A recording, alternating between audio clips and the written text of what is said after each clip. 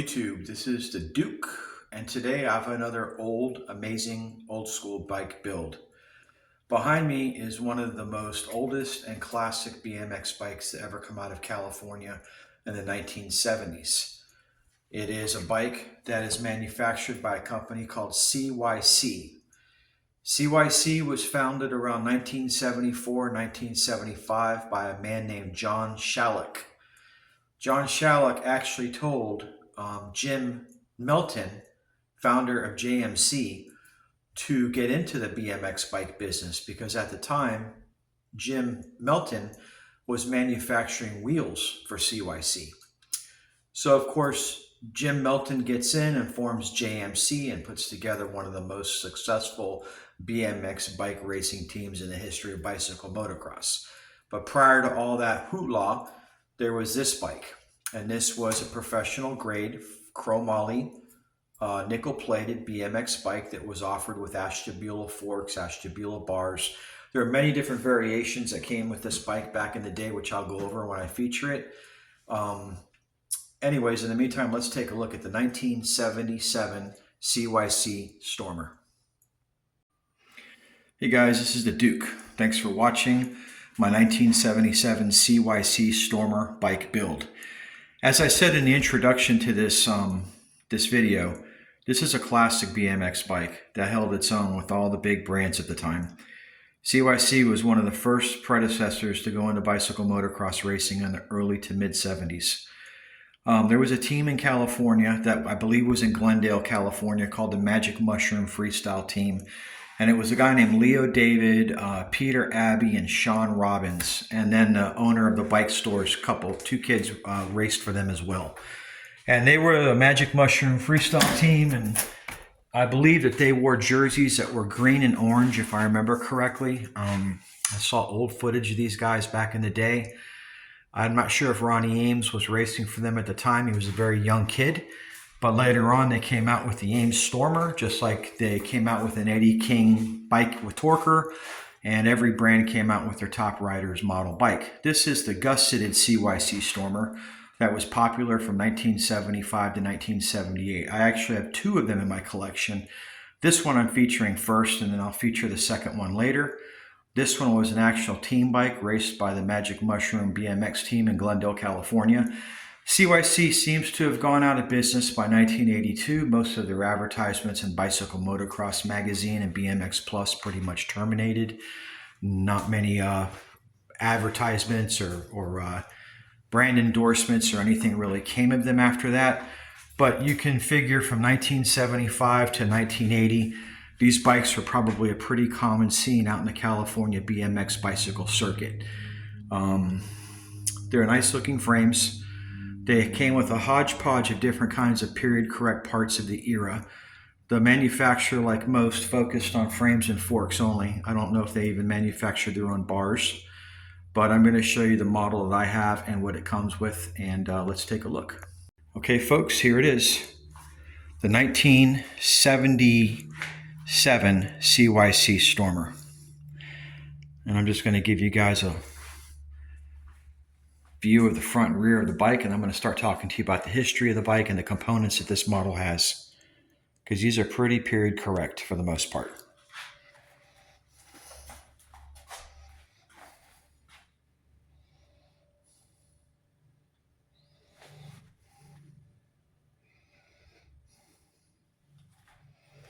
Okay, so let's talk about the parts.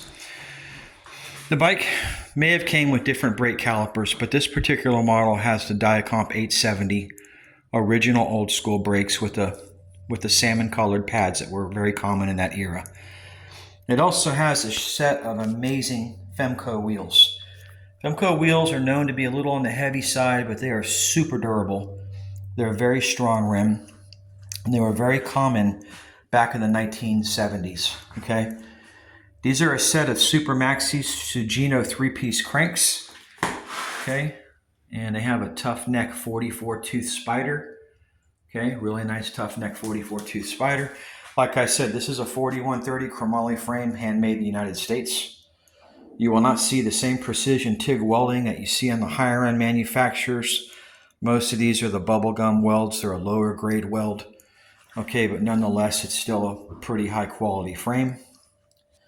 Got a set of BM7s on there. And again, in the front, we have a really nice set of Femcos. CYC used various crank companies at the time. This particular model comes with the Tangies. Really nice set of TX 500s or 1200s, I'm not sure, but they're Tangy forks. Okay, they've got a little bit of an oval towards the front. When you look at them, they're more aerodynamic. They got an oval type shape to them. Okay, got an ACS jelly bean stem. Got a set of gold. These are FMF V-bars, straight out of the mid-70s. And of course, we've got a little more recent Odyssey seat post clamp, a classic old school fluted seat post. And the only real repop part on this bike is this SE seat that I put on because it's got this really cool Coke bottle top opener on it. And I liked the lightning bolt theme. With this being that this is a Stormer bike, I figured a lightning bolt goes hand in hand with this thunderstorm. So I thought that that would work really nice as well. This bike's in amazing condition. Out of the two CYC Stormers in my collection, this one brings the higher end parts. This one over here, not so much, has a set of one-piece Redline cranks, some Haro two bike hoops on it. It's got a set of freestyle bars on there, which I'm probably going to take off, and I'm going to restore that bike back to its former glory before I do a video on it, which is why we're showing you guys this bike. Okay. Stand back, take a look at her, and talk to you a little bit more about CYC. So CYC is a more uncommon type frame than the Mongoose. You see a lot more old school Mongoose bikes for sale on the old interweb than you see these CYCs. But they are out there. They're not unicorn bikes by any means. They're super rare bikes. But they are collectible. And if you're an old school 1970s vintage BMX collector, you may have one of these with a banana seat. You may have one of these with the Ashtabula front bars and forks. They came with many different types of setups. This one has the higher end components on it, but they're just as nice with the Ashtabula cantilevered forks, stem, and bars. They look good no matter how you do them, really. They're just classic lightweight bikes. And they were fast bikes, and they were durable bikes. And I'm looking in my collection to see if I have any Ashtabula forks, but unfortunately, I don't have any bikes that bring them where I would show you guys, but most of you guys in the BMX community know what Ashtabula forks look like, so that's really not a big deal. Let's see what else I can tell you about this. Well, let's take a look at this bike again. We'll discuss the construction of the loop tail frame. So this was really innovative in 1977 to have a loop tail frame. If you take a look at that, you know, most bikes of that era, you had the classic rear triangle. Mongoose didn't do anything like this until they came out with the Expert and the California, which are these bikes. And this was back in 1987. They were coming out with loop tails, but CYC did this 10 years earlier. It has a lot of Mongoose influence. It's got a very similar matchbox, the way the rear frame triangle is constructed, the angle of the seat post clamp. I see a lot of Mongoose influence. Actually, they influenced Mongoose a lot because they came before Mongoose. So they gave a lot of influence to the Mongoose BMX bike.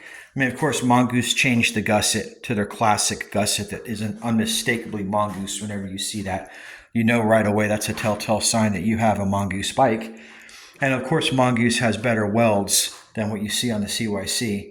But nonetheless, this bike influenced a lot of BMX bikes. I would like to ask, you know, JMC, John himself, if maybe his bike picked up a little bit of influence from this Stormer.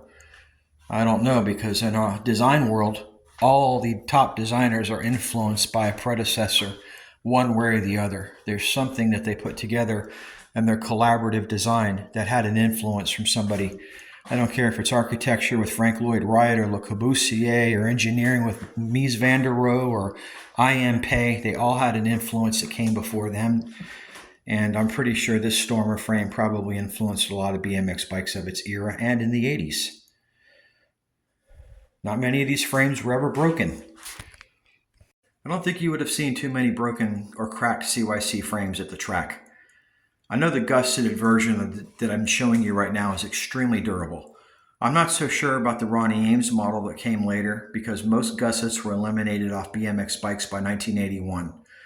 All of the manufacturers seemed to go to a more streamlined design, and head tube gussets were eliminated for the most part on 90% of all BMX race bikes, never to come back again. The advancements in 4130 chromoly from mild steel and the welding abilities and technology just eliminated the need for a gusseted head tube. Freestyle bikes, of course, like the Trickstar, still maintain gusseted head tubes, but for the most part, race bikes for kids under 150 pounds, they eliminated that. So we'll take another real quick look at this CYC and we'll recap this video until I do the next one. In the meantime, if you haven't liked or subscribed, please hit that like or subscribe button and you can learn a lot about classic old school BMX bikes from my videos. I don't show you things on a computer. I don't make a PowerPoint presentation. I show you the real McCoy in my possession and we do a video on the bike in situ, which is exactly what I'm doing right here. So let's take a look at this again one more time. There she is, folks. If you guys want to build a CYC Stormer, this is the location of the decal. It's probably about an inch behind the front head tube gusset, and it extends almost all the way to the sprocket, depending on what size diameter sprocket you're using, of course. They put on here 4130 chromoly, CYC, BMX racing, and then a made in the USA, very similar to Cook Brothers. Right in here. Of course, remember, these guys did it before Cooks did. They may have even influenced Cook Brothers, for all I know. You know, these guys are out in Glendale, they're out in Pomona, they're out in Santa Ana, they're down in the valley, in that area that they made all those adult movies in back in the 80s. And I'm sure at one point or other, they all knew each other.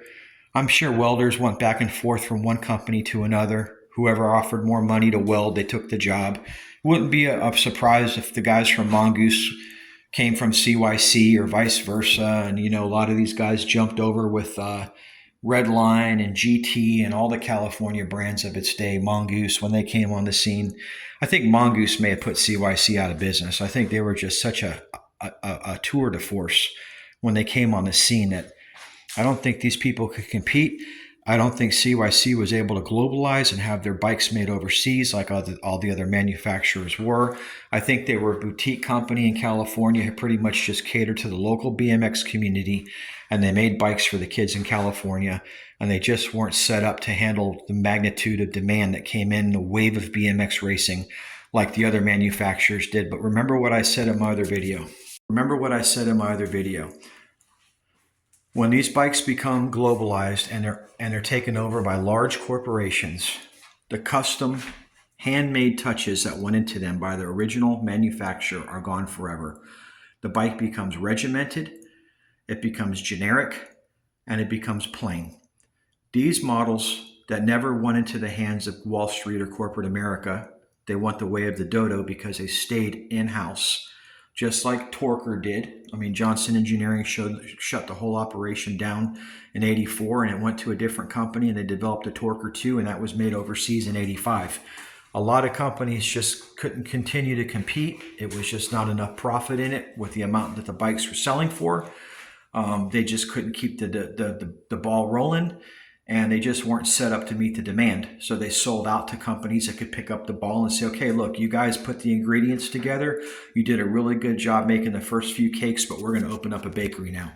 We're going to take it from here. And that's what a lot of these people did. They basically took the initial phase of the business and they made it grow. They made it explode. And most of that required overseas manufacturing in Japan and Taiwan. And now we have everything made over in China. It's just unfortunate. I think Kuwaharas are probably no longer made in Japan. They're probably being made in China as well.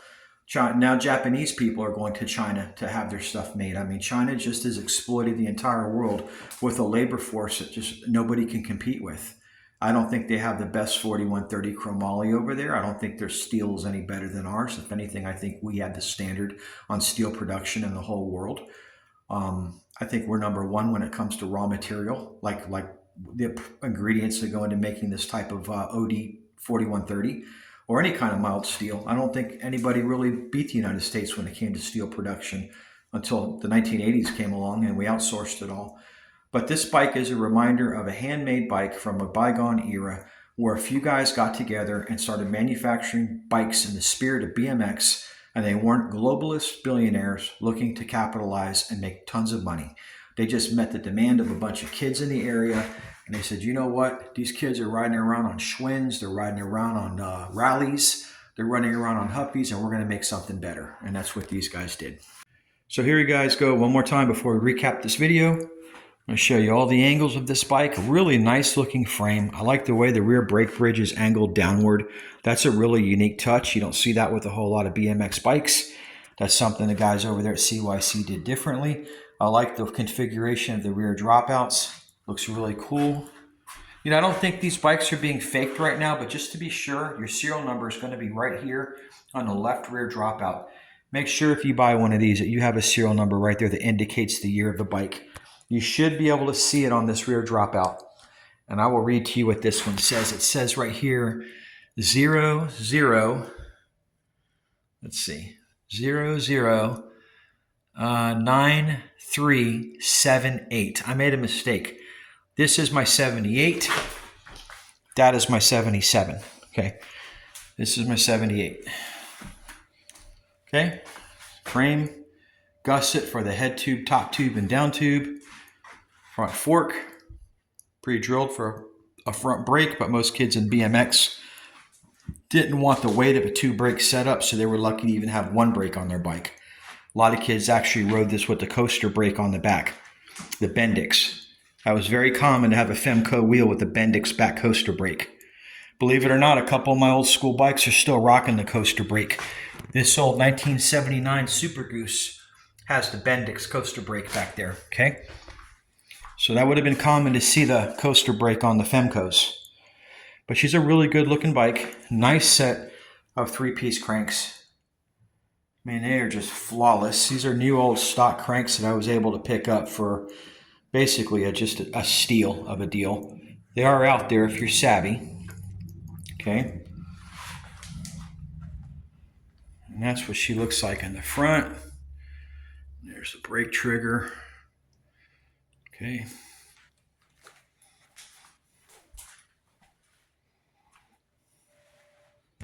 All right, guys, this is going to be a short one. Thanks for watching my 1978 CYC Stormer build. And this is the Duke. Until the next time, stay tuned for more awesome old school bike builds, or amazing old school bike builds, however you guys want to say it. And the next bike build video I'm going to do will more than likely be I'm going to probably do one on my Schwinn Predator Nighthawk, and then I might do one on the 1977 Stormer as soon as I can get that one finished. I have to do some corrections to the bike and put some better parts on it. And I'm going to do a couple of freestyle bikes at some point. Not all BMX. I will put some freestyle bikes up as well for you freestyle people out there who are mainly coming to my channel for, you know, old school freestyle bikes. I understand that. That's cool. You know, I have a 50-50 balance of BMX, race, and freestyle. I have the BMX on one side and the freestyle on the other, and I pretty much have the same amount. So I'll do videos on both, but in the meantime, that's going to conclude this video. Thank you for watching. Please don't forget to like or subscribe if you got anything out of this video. Appreciate your time watching it. Until later, this is the Duke. Stay rad.